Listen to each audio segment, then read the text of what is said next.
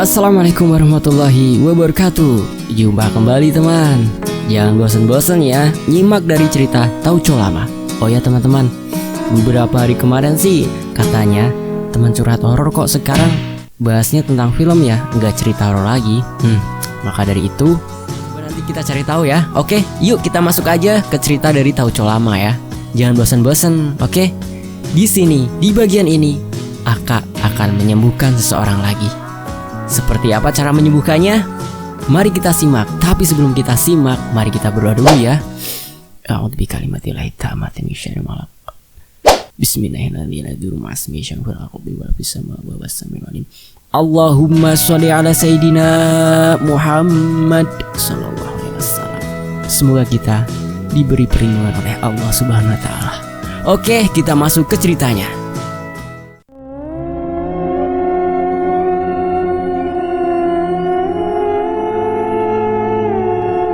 Pagi itu aku siap-siap hendak ke kampus.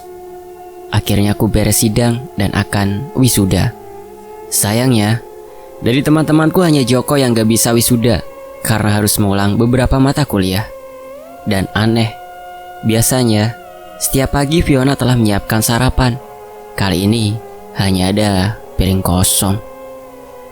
Fiona, kesini bentar, panggilku. Ada apa yang? Tanya Fiona sambil menghampiriku. Ayang lupa bikin sarapan buatku, tanyaku. Udah, tadi bikin nasi goreng sama segelas susu. Kok tinggal piring kosong aja? Kata Fiona heran. Pasti ada setan nih, kataku sambil beranjak ke ruang tamu. Kulihat Tania di ruang tamu sambil mengelap bibirnya. Yang, udah ketemu nih setannya yang makan nasi gorengnya, kataku. Mana? Biar aku gebuk, kata Fiona sambil bawa sapu. Tuh, yang lagi duduk. Mana susu diembat juga kali, kataku. Ih, kakak jahat, masa aku disebut setan, kata Tania. Yang usap perutnya sambil bilang, amit-amit jabang bayi, semoga ntar anak kita gak kayak Tania, suka ngebat makanan orang, kataku.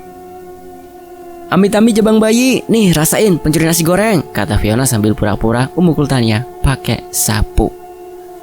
Ih, kakak berdua jahat, kak minta uang jajan dong, kata Tania. Yang, kenal gak sama orang ini? Kok tahu-tahu minta duit, kata Fiona. Gak kenal, kasih goceng aja biar cepat pergi. Yang, aku pergi dulu, kataku sambil mengecup kening Fiona. Iya, hati-hati, jangan lupa sarapan ya, kata Fiona. Kak, mana uang jajannya, kata Tania. Gak ada, sebagai ganti nasi goreng tuh. Ih, kakak jahat. Kak Fiona, bagi duit dong, kata Tania. Aku tak merhatikan Tania lagi. Aku mengeluarkan motor dan menuju kampus. Sampai di kampus, aku segera ke direktorat akademik membereskan persyaratan wisuda. Setelah beres, aku langsung ke kantin. Aku BBM teman-teman kalau udah ada di kantin. Sambil menunggu, aku pesan makanan karena tadi belum sarapan. Tak beberapa lama datang Joko, Erni, Intan, Iren, dan Opik. Kak, udah lama, kata Joko. Baru aja. Kalian pesan aja, mau makan apa? Aku udah pesen duluan, kataku. Teman-teman memesan makanan dan minuman. Gini, ntar lagi kita kan wisuda. Nah, beres wisuda, kalian mungkin punya rencana masing-masing. Aku cuma ingin tahu usaha kafe kita bagaimana. Mau diteruskan atau kalian punya rencana sendiri? Tanyaku. Maaf kak, aku mau pulang ke kotaku, mau kerja di sana, kata Opik. Aku gak tahu kak, aku ingin izin dulu aja 2 bulan, kangen keluarga, kata Intan. Kalau kamu Joko, tanyaku. Kan gue belum lulus sendiri, ya gue lanjut bantu di kafe sambil beresin kuliah, kata Joko. Sayang kak, kalau kafenya ditutup, soalnya udah menguntungkan, banyak pelanggan loh kalau bisa buka cabang nih. Lagi pula, gue udah cocok kerja di kafe, kata Erni. Kalau kamu Iren, tanyaku. Aku dulu salah meninggalkan kamu kak, sekarang aku sadar, aku harus selalu berada di dekatmu, kata Iren. Aku jadi bingung deh dengan kata-katamu Ren, kataku. Jangan bingung, aku tetap dukung kamu buka kafe, bener kata Erni. Sayang, jangan ditutup, kata Iren. Ya udah, kalau gitu dilanjut aja. Erni kan pengalaman administrasi dan Iren bagian masakan menu dan yang berhubungan dengannya. Joko bagian ngatur karyawan, gantiin Opik ya, kataku. Siap, kata Joko. Opik, Intan, jangan putus komunikasi dengan kami ya. Kita kan teman, suka duka kita bersama, kataku. Iya kak, aku minta maaf gak bisa terus kelola kafe. Padahal aku dulu yang usul pertama, kata Opik. Gak ada yang perlu dimaafkan, tiap orang punya takdir sendiri yang harus dijalani, kataku. Kemudian kami ngobrol ringan sambil makan dan minum. Maaf ya teman-teman, gue mau ke kafe sama Erni, kata Joko. Sama, aku dan Intan mau beresin dulu syarat wisuda, kata Opik. Mereka berempat meninggalkan aku dan Iren. Maaf ya kak, aku kadang baper terus kalau dekat kamu, kata Iren. Ya udah, jangan diulang lagi, apalagi kalau ada Fiona, kataku. Iya, tapi kita tetap sahabat kan, kata Iren. Iyalah, dari dulu aku anggap kamu sahabat aku, kataku. Sahabat tapi mesra kan, kata Iren. Iren jangan gitu, aku udah mau jadi ayah, jangan kau goda seperti itu, kataku. Fiona udah hamil, selamat ya, aku janji gak akan ganggu kamu dan Fiona. Tapi kalau kelupaan ingetin ya, hehe, kata Iren sambil tertawa kecil. Ye jangan lupa dong, kataku. Akak sebenarnya aku mau minta tolong, kata Iren. Tolong apa sekiranya, bisa bantu ya aku bantu, kataku. Gini kak, akhir-akhir ini aku mimpi aneh. Aku mimpi sepupu aku dikelilingi makhluk-makhluk tak jelas. Baru tadi pagi aku dapat kabar bahwa sepupuku seperti orang tak sadar. Kamu kan ngerti hal yang begini, tolong ya, pinta Iren. Sepupumu ada di mana? Tanyaku. Di rumah sakit di kota ini juga, kata Iren. Ya udah, pulang dari sini kita tengok sepupumu ya, kataku. Oke, naik apa? Kata Iren. Naik motor aku bawa motor. Kebetulan bawa helm 2, kataku. Oke, kata Iren. Aku menghabiskan makananku dan membayar semua makanan dan minuman yang dipesan teman-teman. Lalu aku dan Iren menuju parkiran, menaiki motor dan menuju rumah sakit. Aku pergi ke rumah sakit berboncengan dengan Iren. Iren sengaja memelukku erat sehingga tubuhnya nempel rapat denganku. Beberapa kali aku meminta Iren jangan terlalu rapat denganku, tapi Iren tak mengindahkannya. Aku menghentikan motor di sisi jalan. Aku berkata, Iren, kamu tak boleh memelukku seperti itu. Kenapa? Aku hanya takut terjatuh, kata Iren. Tapi gak gitu juga kali, kataku. Emang kenapa? Kata Iren. Kita bukan muhrim, kamu lakukan itu, kamu lukai aku dan Fiona. Aku gak jadi ke rumah sakit, kuberikan nomor HP pada Yat, beliau biasa menangani hal seperti yang dialami sepupumu, kataku. Aku menulis kontak pada Yat pada kertas dan memberikannya pada Iren. Maaf, aku harus meninggalkanmu di sini, kataku. Iren hanya terdiam. Aku tak peduli. Kupacu motorku meninggalkan Iren. Aku merasa berdosa pada Fiona. Bodohnya aku percaya pada Iren yang berjanji tak akan mengganggu. Aku belum ingin pulang. Aku ingin menenangkan diri. Aku arahkan motorku ke taman kota. Aku mencari tempat parkir dan kuparkirkan motorku. Lalu aku melangkah ke taman mencari bangku dan duduk di bawah pohon yang cukup rindang. Sekarang aku merasa sedikit tenang. Kurasakan angin bertiup pelan. Astaga, tak kusadari di sampingku duduk seorang gadis dengan rambut panjang terurai dan kulihat bola matanya hitam semua. Aku sadar ini bukan manusia, tapi ini pertama kali ada sosok yang menampakkan diri di siang hari. Tolonglah aku, kata sosok gadis itu. Apa yang harus kubantu? Kataku dalam batin. Ajarkan aku berdamai, kata gadis itu. Berdamai bagaimana? Tiba-tiba, pandanganku seperti hitam putih. Kulihat sosok yang berada di sampingku sedang ada di seberang jalan sana. Gadis itu tersenyum menyeberang jalan, tapi astaga, ada mobil melaju kencang sekali dan menabrak gadis itu hingga berlumuran darah. Ngeri aku melihatnya. Kamu tahu, aku harusnya ikut menghilang dengan sosok gadis itu yang meninggal, tapi entah kenapa, aku masih di sini, kata sosok gadis itu. Aku tahu sosok gadis itu jin yang selalu mengikuti gadis yang tertabrak seumur hidupnya, hingga jin itu bisa menyerupai sosok gadis itu. Bantu aku berdamai, namaku Ana, kata sosok gadis itu. Ana, bagaimana aku bantumu? Kataku. Lihat di bawah bangku, kata sosok Ana. Kulihat ada sebuah kalung perak dengan liontin berbentuk hati. Liontin itu ternyata bisa dibuka dan di dalamnya ada foto Ana. Bagaimana aku bisa bantu dengan ini? Kataku. Ternyata sosok Ana sudah hilang tak berbekas. Aduh, kenapa hal yang seperti ini terjadi pada aku? Aku menyimpan kalung itu. Maksudku, menenangkan diri malah mendapat masalah baru. Aku berdiri kemudian pergi ke parkiran. Aku keluarkan motor dan mengendarainya pulang. Sampai di rumah, aku parkirkan motor di halaman dan kududuk di sofa. Kulihat Fiona yang tadi duduk di sofa melihat keluar. Yang, itu temannya gak diajak masuk, kata Fiona. Temen yang mana? Orang datang sendiri, kataku. Itu cewek yang di atas motor, kata Fiona. Mana? Ah, dari tadi juga sendiri, kataku sambil berdiri melihat keluar ke arah motor yang ku parkirkan. Dan astaga, itu sosok Ana. Dan kenapa? Kenapa Fiona bisa melihatnya? Dari berbagai kejadian yang ku alami, belum pernah Fiona melihat. Hanya Denny, Tania, dan Iren, orang-orang terdekatku yang bisa merasakan kehadiran makhluk tak kasat mata itu pun kemampuan mereka berbeda-beda. Dan setelah tersenyum, sosok Ana menghilang. Kontan Fiona yang tak pernah mengalami hal seperti ini memelukku ketakutan. Aku pun merasa kaget kenapa sosok Ana bisa hadir jelas dilihat oleh kami berdua. Padahal hari masih sore. Aku tenangkan Fiona dan ku ajak duduk. Ku minta Bibi mengambil air putih. Bibi datang membawa air putih, ku minta Fiona meminumnya. Fiona bertanya, siapa sosok gadis di motor?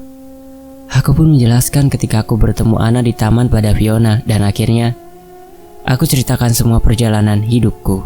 Tentang mimpi yang jadi kenyataan, tentang Rara, tentang makhluk yang mengincarku. Fiona mendengarkanku dengan seksama. Yang, kenapa selama ini kamu gak pernah cerita, apalagi tentang Rara? Aku ingin banyak bertanya pada kakakku, Rara, kata Fiona. Fiona, sosok Rara yang datang bukan Rara yang asli. Itu hanya jin yang selalu mengikutinya, sehingga tahu persis siapa Rara, kebiasaannya, dan apa yang terjadi dengan Rara, kataku. Apa jinnya mengaku Ana bermaksud jahat, kata Fiona. Kurasa tidak, cuma aku belum mengerti apa sebenarnya yang diinginkannya, kataku. Gak apa-apa sih kalau gak berniat jahat, terus jangan bikin kaget kayak tadi. Oh iya, sampai lupa, tadi Iren kesini, kata Fiona. Kesini? Tahu dari mana alamat rumah ini? Kataku. Dari Pak Dayat, katanya kamu yang suruh Iren hubungin Pak Dayat.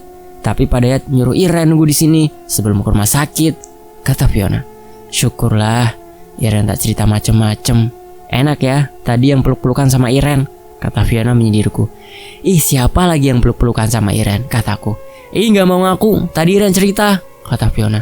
Wah, ini kurang ajar. Aku telepon dia biar jelas, kataku sambil ngeluarin HP. Gak usah, kata Fiona. Kok gak usah, tanyaku.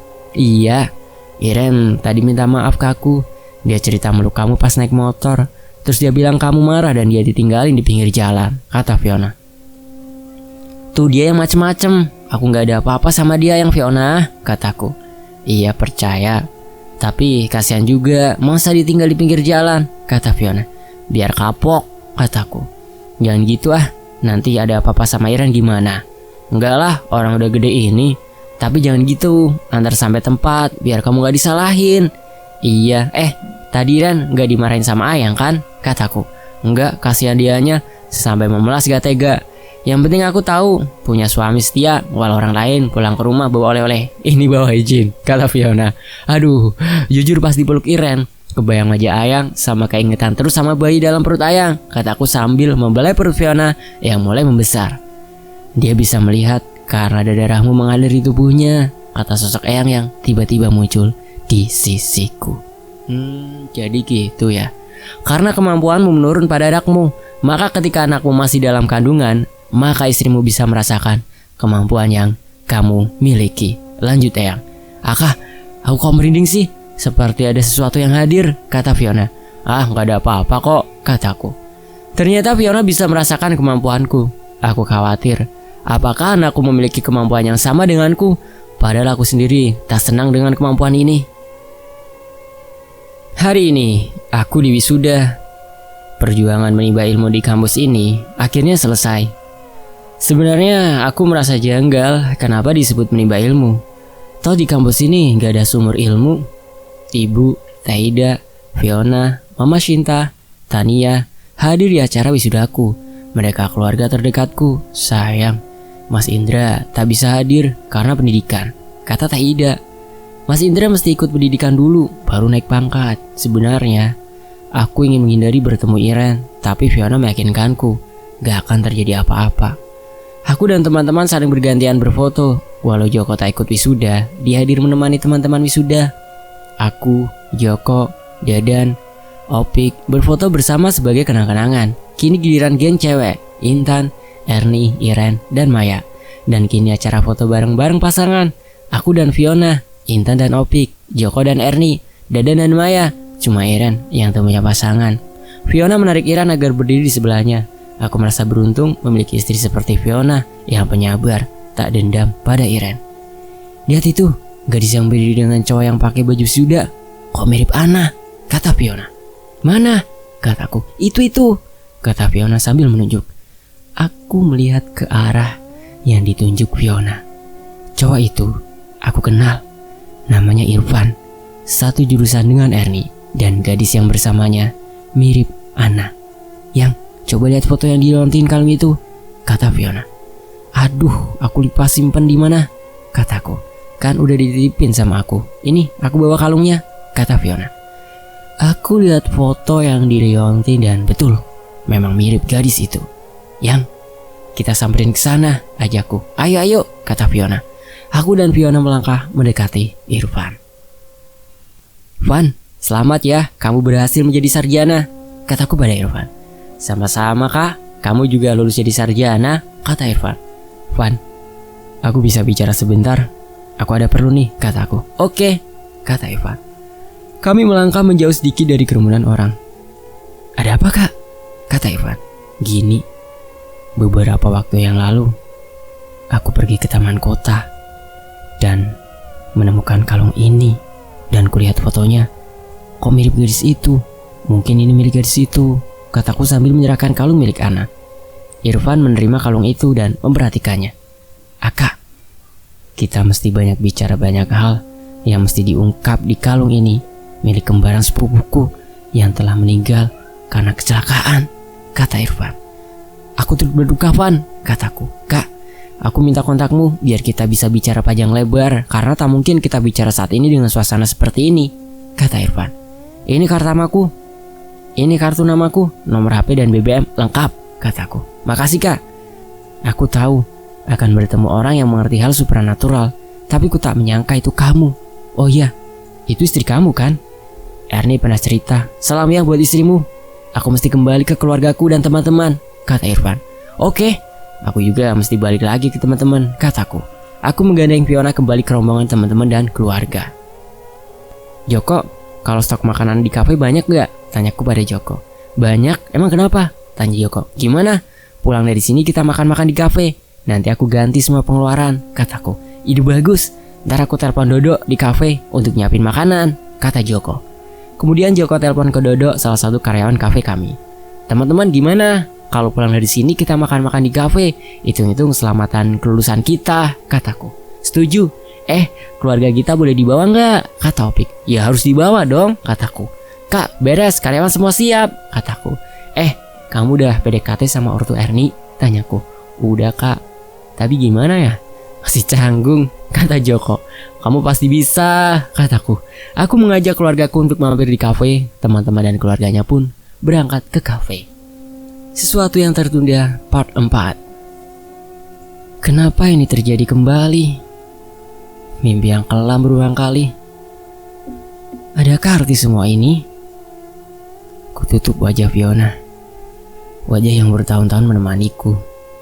Dia membantuku mengerti hidup ini. Aku sudah cerita semua sisi kelamku.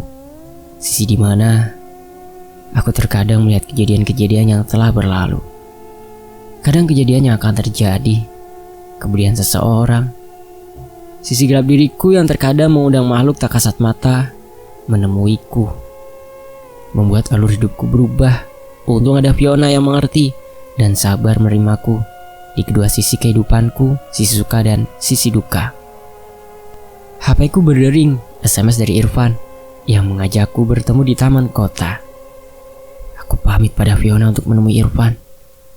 Fiona mengizinkan dan berkata agar aku hati-hati di jalan. Kini, aku tak khawatir meninggalkan Fiona di rumah karena ibu setuju tinggal dengan kami sampai lahiran. Dan yang membuatku bahagia, Fiona dan ibu akrab. Mungkin Fiona menemukan sosok pengganti mama di diri ibuku. Setelah memacu sekian lama motorku, aku sampai di taman kota. Setelah memarkirkan motorku, aku masuk ke taman kota. Irfan melambaikan tangannya. Aku pun menghampirinya. Irfan mengenalkan teman dan sepupunya. Ani, kembaran Ana, dan temannya Irfan adalah Arif. "Kak, kamu tahu kenapa aku ngajak kamu ketemu di sini?" kata Irfan. "Karena di sini tempat favorit Ana kan?" tebakku. "Benar. Ini aneh. Semua yang pernah dikatakan Ana terjadi. Dia pernah bilang ada orang yang akan mengembalikan kalungnya dan orang itu akan membimbing kami," kata Irfan. "Membimbing kalian?" kataku heran. "Iya, kami semua sama terkadang bisa melihat makhluk tak kasat mata," kata Arif. "Bahkan Kana sudah menggambar ini 3 bulan sebelum kematiannya," kata Ani. Aku mengambil buku gambar yang diberikan Ani. Astaga, sketsa gambar itu bertanggalkan 3 bulan sebelum hari ini. Sketsa itu menggambarkan 4 orang berkumpul di taman ini. Sketsa ini sama persis dengan kami. Bahkan baju kami dengan sketsa buatan Ana sama. Astagfirullahaladzim, merinding nih bos. "Coba lihat halaman lainnya," kata Ani. Kubalik halamannya. Ada sketsa yang mirip denganku. Dan halaman lain ada sketsa mirip dengan Ibu Ratu. Siapakah anak ini? Perjalanan semasa hidupnya hampir sama denganku. Ya, sosok-sosok yang menemuinya sama dengan sosok yang menemuiku. "Kak, kami minta bantuan kamu. Kami semua dihantui sosok yang sama dan seperti akan mencelakai kami," kata Irfan.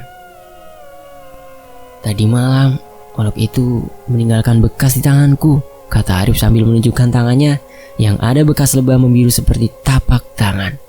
"Dan ini titipan dari Kana. Dia pernah bilang, tolong berikan pada orang yang mengembalikan kalungnya," kata Ani.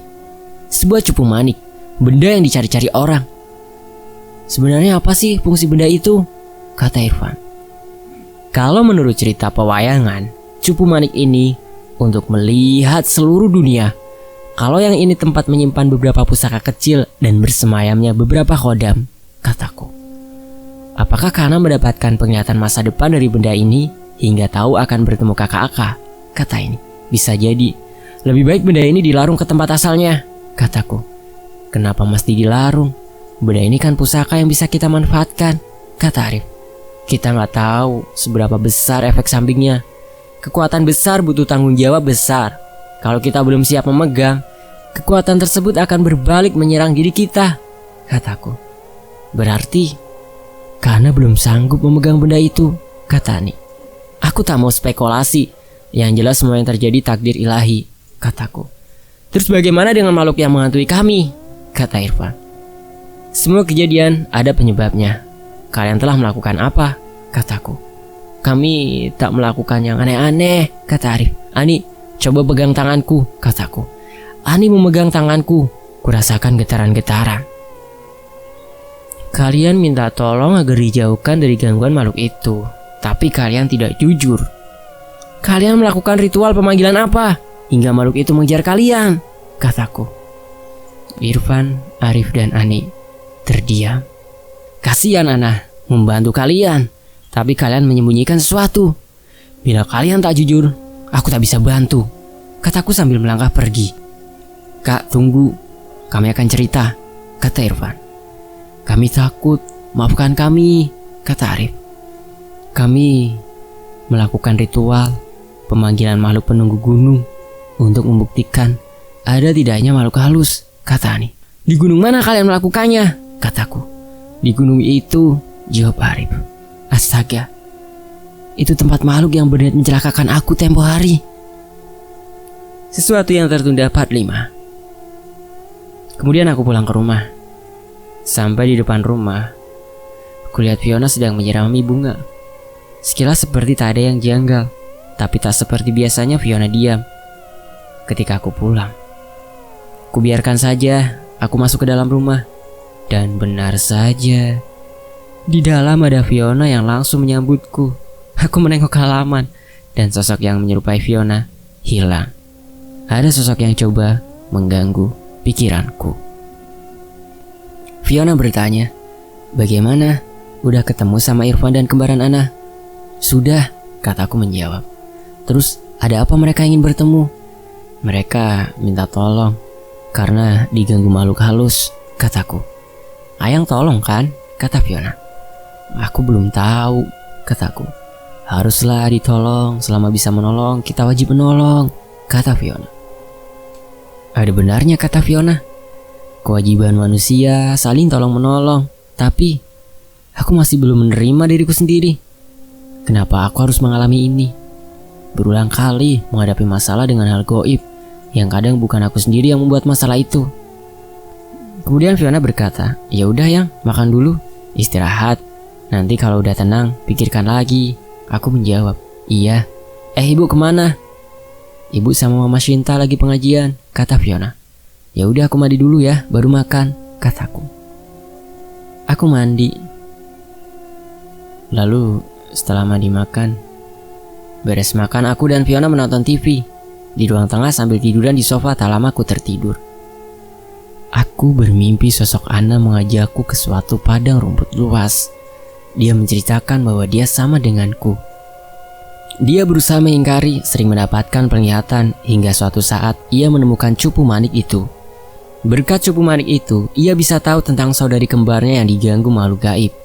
Ana bercerita takdirnya hanya sampai di sini, dan bagianku meneruskannya. Ana menghilang, dan berganti sosok Eyang yang memintaku berdamai dengan takdirku. Takdirku menolong mereka dan aku harus berdamai dengan diriku sendiri. Aku terbangun, hari sudah gelap. Kulihat Fiona juga tertidur di sisiku. Aku bangun menyalakan lampu ruangan ini. Fiona terbangun dari tidurnya. "Yang, udah bangun? Tadi aku bermimpi aneh sekali," kata Fiona. "Mimpi apa Yang?" tanyaku. "Aku mimpi anak kita sudah lahir dan ada sosok wanita cantik bermahkota ikut menggendong anak kita, terus bilang akan ikut menjaga anak kita. Wanita itu juga bilang agar aku sabar dan beri semangat pada Ayang," kata Fiona. "Semoga saja mimpi itu berarti baik ya," kataku. "Yang, pada kemana? Kok sepi rumah ini?" kata Fiona. "Ibu dan Bibi mungkin lagi sholat," kataku. Aku mencium wangi harum yang sangat khas. Aku sudah hafal wangi ini. Tiba-tiba terdengar bisikan halus di telingaku. "Hati-hati, siluman yang mengganggu Ani, Irfan, dan Arif mulai menyerang. Kini mengincar mereka untuk dibawa." Suara bisikan itu. Aku melihat Fiona. Aku takut Fiona diganggu siluman itu juga. "Jangan takut. Aku menjaga istri dan jabang bayi dalam perutnya." Suara bisikan itu pula. Tiba-tiba HP ku bergetar. Ada BBM masuk. "Kak, tolong. Aku diganggu makhluk tinggi besar bermata merah. Menyala." BBM dari Irfan. Aku balas BBM Irfan dan meminta alamatnya. Irfan membalas dengan memberi alamatnya. Aku memacu motor menuju rumah Irfan. Setelah beberapa kali menanyakan alamat pada orang-orang yang kujumpai, akhirnya aku sampai di rumah Irfan. Ternyata di depan rumah Irfan banyak orang berkerumun. "Pak, apa betul ini rumah Irfan?" tanyaku pada salah satu orang yang berkerumun di depan rumah. "Betul. Adik siapa ya?" tanya bapak itu. "Saya, teman Irfan." "Ada apa Pak? Kok ramai gini?" tanyaku. "Nah itu Dek, tadi Irfan kesurupan dan belum sadar," kata bapak itu. Aku coba masuk ke dalam rumah, coba menyelip di antara kerumunan rumah. Di depan rumah ada Ani dan Arif. Mereka segera menghampiriku.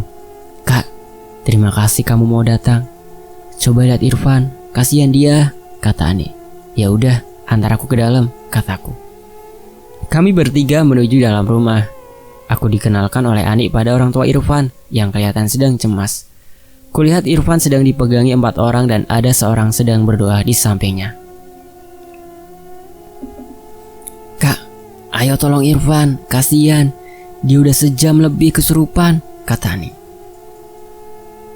Maaf pak, saya coba bantu Irfan, kataku. Oh silahkan dek, kata bapaknya Irfan.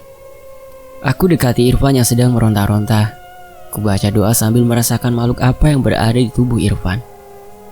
Kurasakan aura hitam kuat dari makhluk seperti kera hitam tapi bertanduk layaknya kerbau. Aku tidak ada urusan dengan kamu, kata sosok itu melalui mulut Irfan. Mulut Irfan yang terbuka, tapi yang keluar bukan suara Irfan, melainkan suara kakek-kakek yang membuat merinding. Jadi urusanku bila kamu ganggu saudaraku ini, kataku. Hahaha, kamu nantang aku, penunggu hutan larangan, kata makhluk di tubuh Irfan. Kamu yang menantang dengan mengganggu saudaraku, kataku. Kuhabisi kau, kata makhluk itu. Dan tiba-tiba Irfan meronta sekuat tenaga dan tubuh Irfan lepas dari pegangan Irfan. Irfan langsung loncat ke belakang dan mengambil posisi menyerang dan tiba-tiba Irfan loncat ke arahku seperti hendak menerkam. Bruk! Tubuh Irfan terjengkang ke belakang dan sosok yang menempel di tubuh Irfan pun mental jauh. Ternyata Eyang hadir tanpa diminta dan menghajar makhluk yang menempel di tubuh Irfan. Pantas kau berani punya pelindung hebat rupanya. Tapi awas, aku akan lapor pemimpinku, kata sosok seperti kera yang kemudian menghilang. Aku ambil Irfan, ku tepuk-tepuk pipi Irfan agar sadar. Irfan membuka matanya. Alhamdulillah, kamu sudah sadar Irfan, kataku. Aduh, dadaku sakit, aku di mana? Kata Irfan. Kamu di rumah, kata Ani. Kak, makasih ya, maaf tadi aku bungi kamu, kata Irfan. Gak apa-apa, udah kewajiban saling tolong, sekarang kamu istirahat dulu aja, kataku. Orang-orang yang berkerumun mulai membubarkan diri, begitu pula bapak-bapak yang memegangi dan mendoakan Irfan pamit pulang. Terima kasih sudah mau bantu dek, kata bapaknya Irfan. Sama-sama, tapi kita mesti hati-hati, makhluk yang tadi nempel di Irfan akan balik lagi, bawa kekuatan lebih banyak, kataku. Dek, tolong bantu anak bapak, kata bapaknya Irfan. Saya bantu sesuai dengan kemampuan saya ya pak, kataku. Aku belum tahu sekuat apa makhluk pengganggu Irfan. Gimana teman-teman? Apakah Aka akan mendapatkan jalan keluar dari gangguan-gangguan yang dialami oleh Arif, Irfan, dan Ani? Cari tahu di bagian berikutnya ya, seperti apa cara menyelesaikan masalah tersebut. Oke, admin undur diri. Dan makasih banyak nih buat teman-teman yang sampai sejauh ini masih menyimak cerita dari Tauco Lama. Apresiasi setinggi-tingginya buat Tauco Lama. Dan admin undur diri. Wassalamualaikum warahmatullahi wabarakatuh. Terima kasih teman-teman.